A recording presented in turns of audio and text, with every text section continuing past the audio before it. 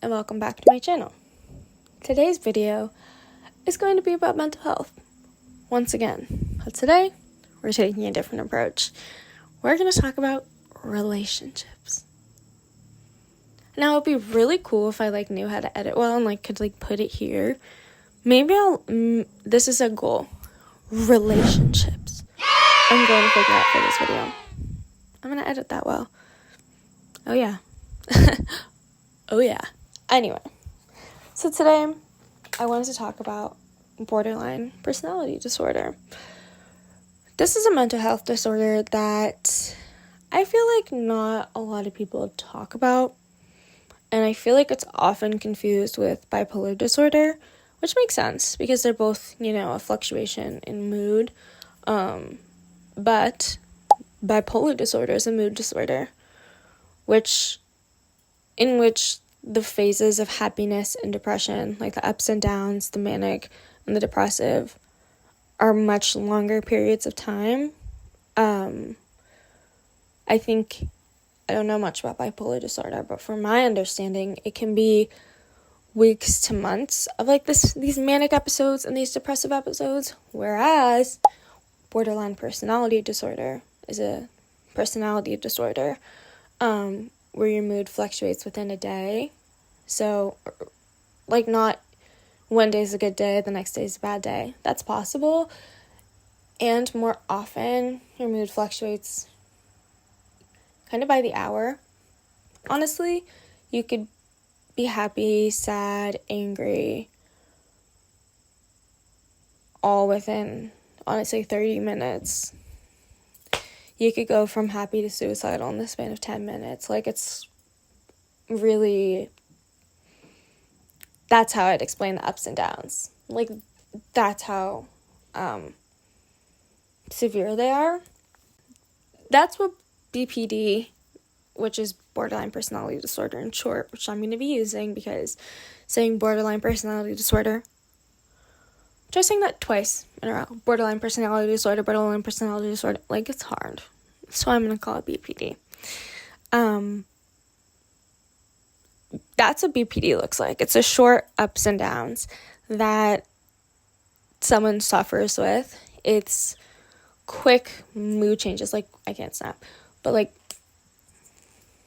it's just these really quick mood changes. So that's how I say I experience it with other symptoms. But first I want to read you the definition and then get into the symptoms that I experience and how that impacts the relationships with people around me. Because regardless of whether you're medicated and treated or being treated, whatever the case may be, it's going to have some impact on your relationships. And that's it can be a hard pill to swallow, honestly. But once you do, it's easy to move forward with that understanding. So, according to the National Institute of Mental Health, the disorder is defined. What is wrong with my speech today?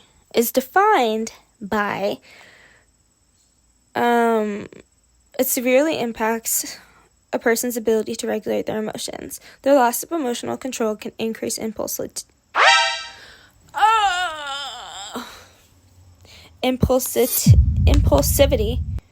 affect how a person feels about themselves, and negatively impact their relationships with others. So, if you go online and you look up BPD and relationships, everyone will be like, don't get into a relationship with someone with BPD, don't do it. And you know what? Being someone who's I've probably been diagnosed for about a year now. Being someone who has BPD, I get it. I wouldn't be able to handle it, honestly. I really don't think I would be able to handle the unpredictability of my partner. I don't think I'd be able to understand the severe switch between you were just happy, we were just having a good day. I wouldn't get that. Would I be patient and try to learn and understand? Absolutely. But I wouldn't get it. And that is a problem with a lot of people, is that they don't get it. Which is okay to not understand. I think that it's how people who don't get it treat people with BPD. Because they don't get it, that's the problem. So I guess I can in that sense, I mean, in my last video about mental health, I was talking about how in one of my past relationships, I was left in a moment of, like, I guess that was, like, an impulsive thought, was to break up with him. And he took that and ran with it. And I guess, like, my issue was, like, well, why would you do that, right? But then I have a partner now who I tell her, like, I want to break up with you. And she's like, girl, what? Like, we were literally just fine. Like, where is this coming from? Like, she'll sit there and she'll listen. She'll try to understand. And there's a vast difference in how people can understand and treat you with BPD. I feel like it's just about finding the people who are willing to understand. It wasn't easy. I've been in some shit relationships trying to figure out, like, while trying to navigate my mental health. That relationship that I speak on, that relationship was one of the worst. It was the worst for my mental health. It, like, really took a toll on me for various reasons. But I feel that my BPD symptoms didn't really show in my relationship with a romantic partner until I was with my current girlfriend, which sounds bad, but this is my longest standing relationship. I've been medicated, and it's a healthy relationship. And I feel like that's all because she's learned to work with me and not work against me. Like, she's always advocated for me. She's always looked out for me. She's always, like, taken my mental health into consideration. So I feel like that's what drives our relationship forward. Of course, they're, like, cutting the fucking grass or something. So damn loud. Not every partner is made like my girlfriend. And not to say, I love you, Christina, but not to say that she's perfect in any way. But not every partner has the patience to learn you. So, like the example that I use, like, I've told her before, you know, like, I've had impulsive thoughts, and I've told her, hey, I want to break up with you. Like, we should just break up. Because that's the first symptom I got into. Black and white thinking, okay? Black and white thinking is everything's all good, everything's all bad. Now, there's no gray area. This goes into, like, having a plan, right? There's plan A, there's plan B. Compromise is hard. The gray area is hard. There shouldn't be an in-between, you know? Like, it's not a Venn diagram because there's no meshing. Like, that really just rubs me the wrong way. And that impacts a relationship when you can't compromise because you have such, like, it's this or that. Like, it's not both, it's this or that, simply. And that's also not fair in a relationship when you're so this or that. Like, because then that factors into everything. When we get into an argument, it's either we break up or we're together. There's no, we argue and we're fine. It's like, well, we get in an argument, so we break up and solve the problem, or we stay together and solve the problem. But if right now the solution of staying together doesn't look possible, then it's the other side. And we should just break, you know what I'm saying? So, obviously, these are all things that aren't good in that relationship. So, and I don't want to say that I've been a toxic partner, don't get me wrong.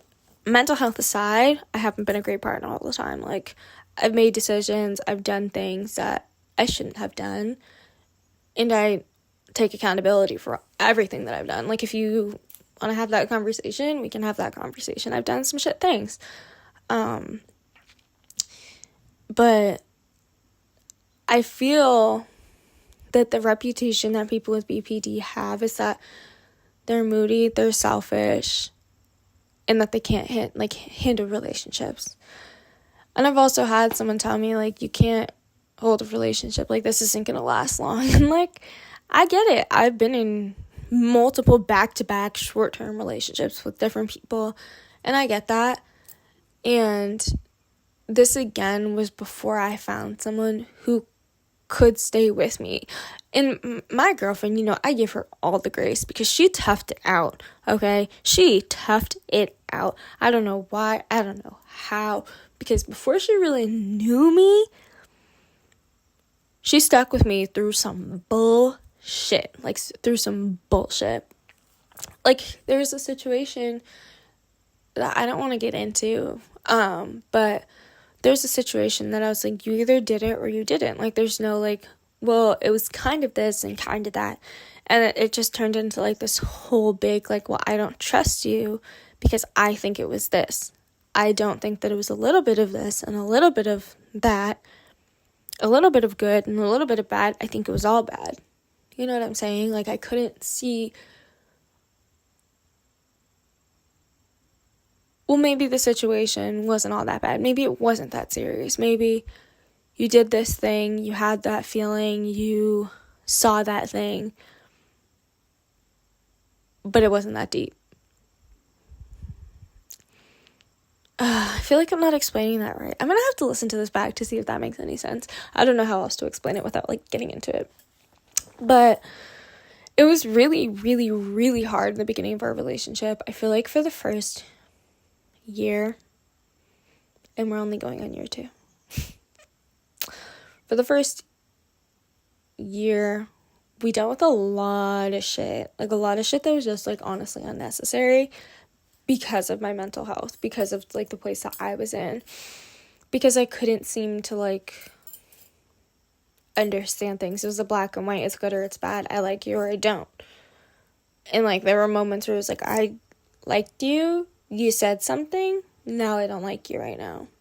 Now I don't want to talk to you, now you're disrespectful, now you're rude, now you have no respect for me, now you don't like me, all this bullshit. Like, the black and white thinking is so bad, and, like, in a relationship, that's obviously, like, how it can lead to a breakup. Like, if you always think your partner's bad, you're always telling them, this is all the bad shit you're doing, this is all the bad shit you're doing, you don't love me, you don't do this for me, you don't do that for me, you aren't this for me, why would they want to stay with you, right? And I feel like to be in a healthy relationship with someone who has BPD, you have to take accountability. You have to be able to say, you know what, that was a moment of vulnerability where I said things that I know I shouldn't have. And I was just in this mindset of thinking, like, you're not a good person right now, so I think negatively of you. I know it's not fair. And it's wrong. And it's something that I'm working on. Like, that's something that you have to be able to say, like, I'm working on it, as long as you truly are. Because I saw this quote, and I won't forget it. It's like, which it makes me feel guilty often. I struggle with guilt. That's another symptom. That's like a whole... Guilt is like it eats me alive type of thing. But saying you'll be different without change is manipulation. Something like that. And that really stuck out to me because I was like, yeah, saying that, like, you're going to be someone different and never changing is just like getting someone to shut up. And that's something that I've dealt with in previous relationships, is just like them telling me things that were going to make me be quiet and stop complaining.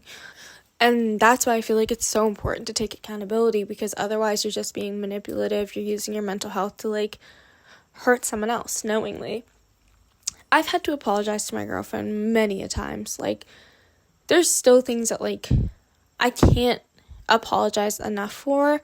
Like, my worst crash out, I was saying things that, like, I would never say to her now, things that I regret saying to her, things that she still holds in her heart and, like, in her mind, which makes me really sad because it was really unfair things to say. And at the same time, I was in a really bad place. I give myself grace. I forgive myself for what I said and how I acted. I can let it go because I was in a really dark place, and I hold myself accountable. You know, I did that. I can't get like that with my girlfriend because she stayed with me before. Not that I owe her anything, but she stayed with me when it was hard. She stayed with me when I was good. So I can't really just sit here and, like, go off on her and not feel extraordinarily guilty and like I owe her the big fattest apology. You know what I mean? So the black and white thinking was what caused like my crash out. Well, a lot of the symptoms caused my crash out, but I saw a situation that my girlfriend was in and I was like, oh, this is a bad situation. This is a really, really, really bad situation. Like, this is really bad for me. This is going to cause me some mental torment, and did. And so I crashed the fuck out and got really angry with her, was saying some mean things. I told her I hated her. I told her I didn't want to be with her. Told her I'd hurt myself, but I wasn't going to tell her where I was going.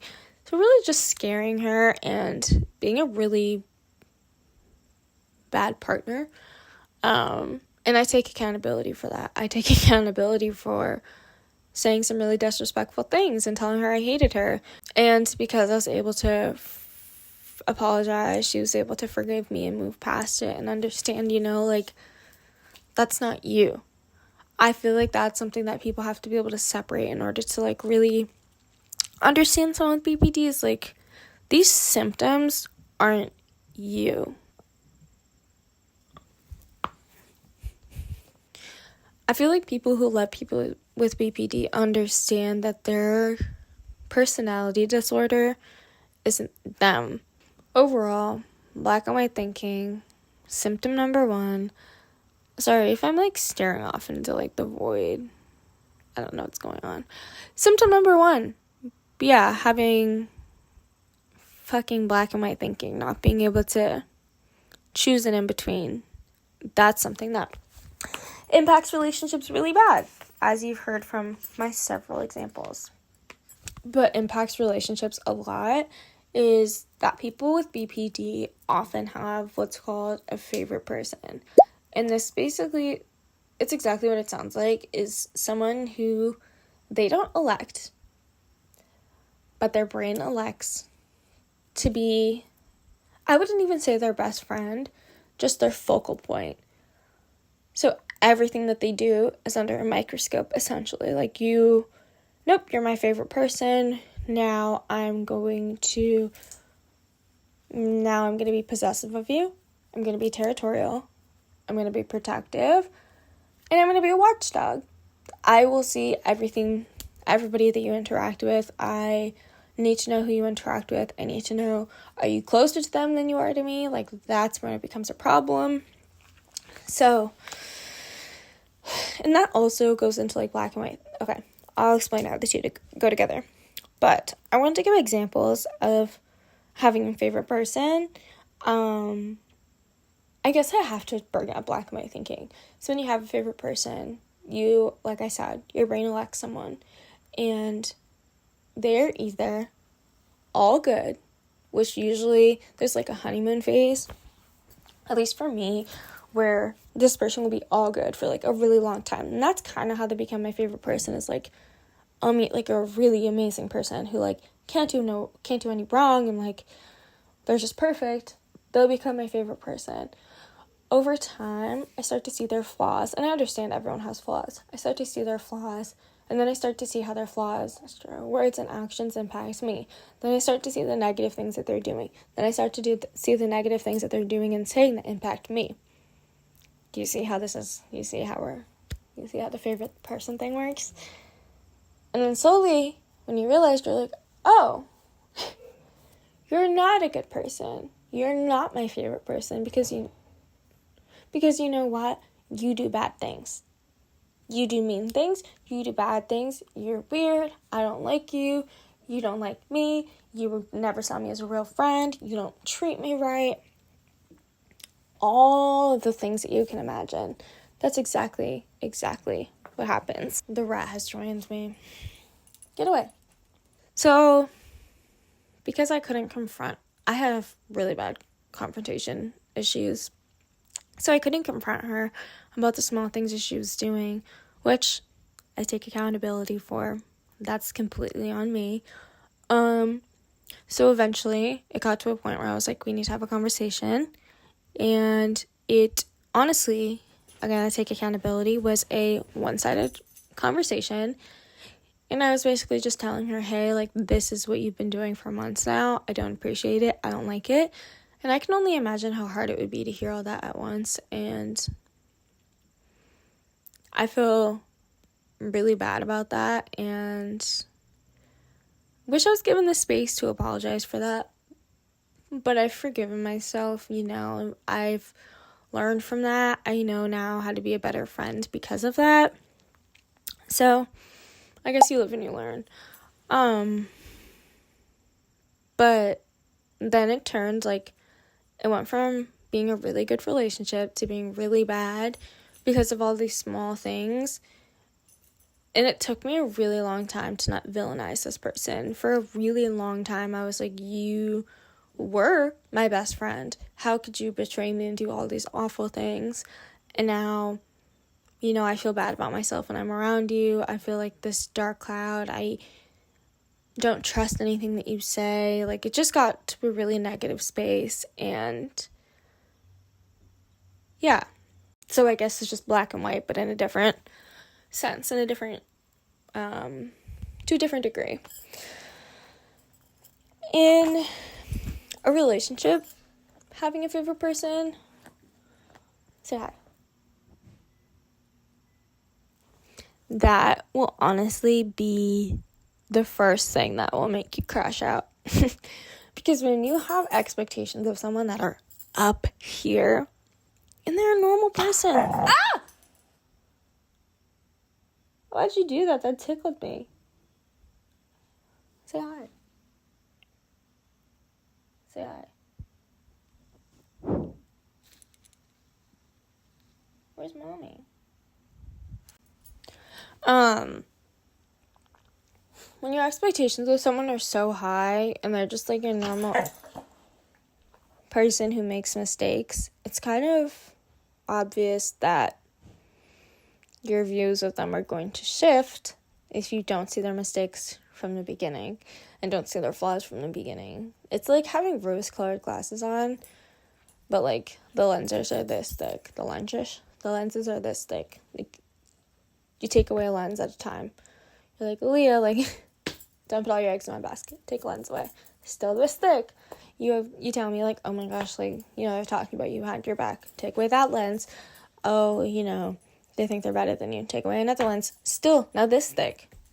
It's just like it takes so much wearing down for the glasses to go away, for things to be all bad. But once things are all bad, it's so hard for things to be all good again. It took me a year to reach just like, oh, maybe you're not all bad. Like, maybe you do have good qualities that, like, I thought were overshadowed by the negatives, but maybe you're not all that bad.